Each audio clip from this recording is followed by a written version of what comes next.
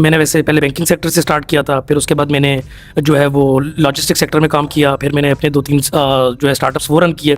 सो जो game changing moment था वो जो है ना वो मेनली था जब सैफायर में 2016 में मैंने स्टार्ट किया। तो ई कॉमर्स ग्रो कर रहा था, बूम कर रहा था, और उस वक्त जो है ना वो मैंने कस्टमर सर्विसेज के डिपार्टमेंट से जो है वो स्टार्ट किया।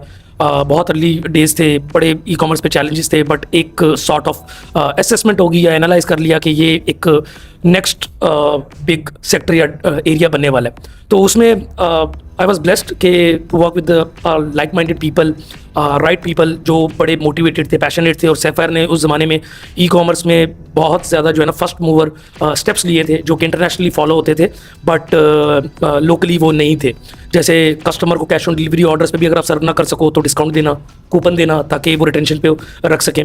क्योंकि आई रिमेंबर दिस थिंग कि जब सैफायर की 2016 में पहली सेल लगी थी तो all of us were expecting like 2-3,000 orders, और वो ओवरनाइट 12,000 ऑर्डर्स आ गए थे। उस वक्त ये 2016 में एक बहुत बड़ा नंबर था। और इवन कि जब टेक्नोलॉजी भी हम शिफ्ट कर रहे थे तो मेजेंटो क्रैश कर रही थी इससे 1-2 सेल पहले। तो वो शॉपिफाई की इंट्रोडक्शन में we were the first company जिसने उस वक्त एक एक्सपोर्ट लेफ्ट ओवर था जो एज अ मर्चेंट शॉपिफाई पे था। So we were the first company जिसने शॉपिफाई का इंट्रोड्यूस कराया सैफायर में।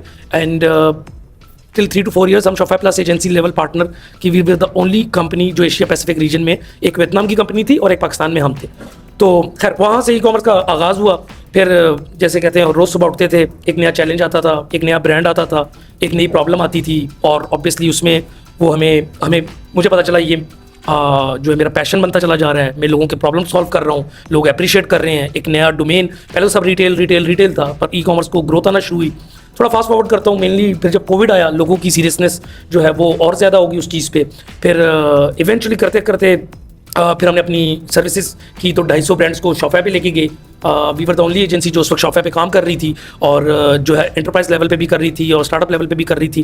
फिर हमने प्लगइन्स बनाए 2016 में, पेमेंट गेटवे का प्लगइन बनाया। फिर लॉजिस्टिक का we were the only company उस वक्त जिसने centralise automated order allocation system towards the courier वो बनाया। पेमेंट गेटवेज आज भी अगर जो मोनोपोली है वो यूनम पे के नाम से जो ऐप है, इट वाज समथिंग जो कि हमारी इनक्यूबेटेड थी, क्योंकि बैक इन 2020 पर शॉपिफाई ने वो अपने इकोसिस्टम में उसको रिस्ट्रिक्ट ही कर दिया due to the cyber attack और समथिंग विच ऑकर्ड इन 2020। तो जहाँ जहाँ ई कॉमर्स या शॉपिफाई जाता चला गया, कहीं ना कहीं हमने डॉट्स कनेक्ट किया, और काफ़ी कराची से लेकर इस्लामाबाद तक मुझे लगता है कि अल्लाह का शुक्र है, I can say this thing proudly कि मोर देन 500 ब्रांड्स जिनमें 40% एंटरप्राइज है वो कहीं ना कहीं हमारी कोई सर्विसेज कोई प्रोडक्ट बुक किया।